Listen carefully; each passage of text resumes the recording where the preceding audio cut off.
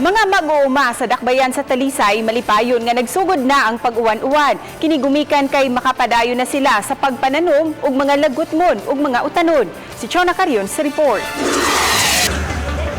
Dinhi sa Talisay City Hall, mag-abot ang mga mag-uuma gikan sa Bukirang Barangay sa Dakbayan matag buwan aron mamaligya sa ilang mga utanon ug lagutmon lakip na ang mga prutas. Ang ilang baligya karong adlaw, ila kining ani human magsugod ang pagbundak sa uwan.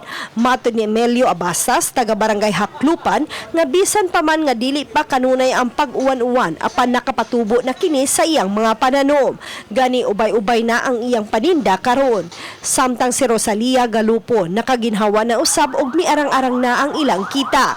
Gumikan kini sa pagbundak sa uwan kay nakatabang gyud sa pagpatubo sa iyang mga pananom nga mauna ang iyang gibaligya karong adlaw. Nang hinaot ang mga mag-uuma sa Barangay Haklupan, Manipis, Campo 3 o 4 nga padayon na ang ilang pag-uma nunot usab sa pagdeklarar sa pag-asa nga panahon na sa tinguan. Tanong ko sa humayo, yung uwan pa kamayo niya. Itubog yung may pudili yung panid kay mga mabagan takpat-tak ra. Dahil sa karon nga murag ni sa gunso ng uwan murag ang iyang tanom lipay sa kan tanom nga nitubo na uwan na klaro.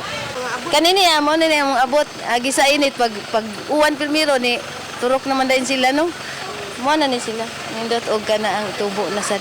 Uban ni Marlon Melgaso, Chona Carion, Balitang Bisda.